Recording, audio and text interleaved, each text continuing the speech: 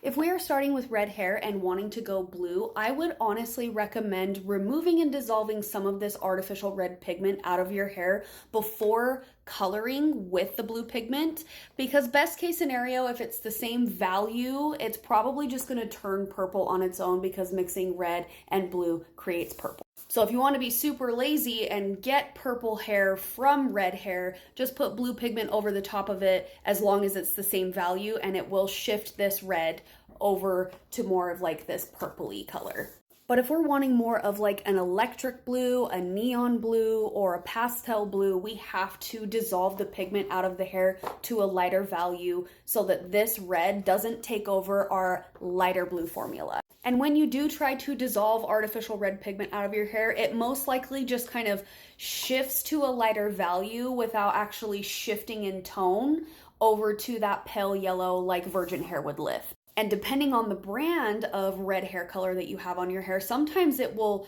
lift and shift more of this like hot pink vibes over here, which is actually like kind of paving the way closer towards blue on the other side. So if your hair does shift from this like dark fire engine-y red up to this like hot pink vibes, you could probably just put your darker blue or your electric blue over the top of this hot pink color, and it will shift it to more of this like indigo or a true violet. Now, my personal recommendation would be just to keep staining your hair with your dark blues or electric blues over this purple to continue shifting it away from this red, pink, purple vibes to the blue that you are looking for. Otherwise, we could get some excessive damage if we are trying to completely dissolve all of the pigment out of the hair and get it back to this like very pale yellow color, which is probably not likely given the hair history. It is a really good idea to use the color that you are starting with to your advantage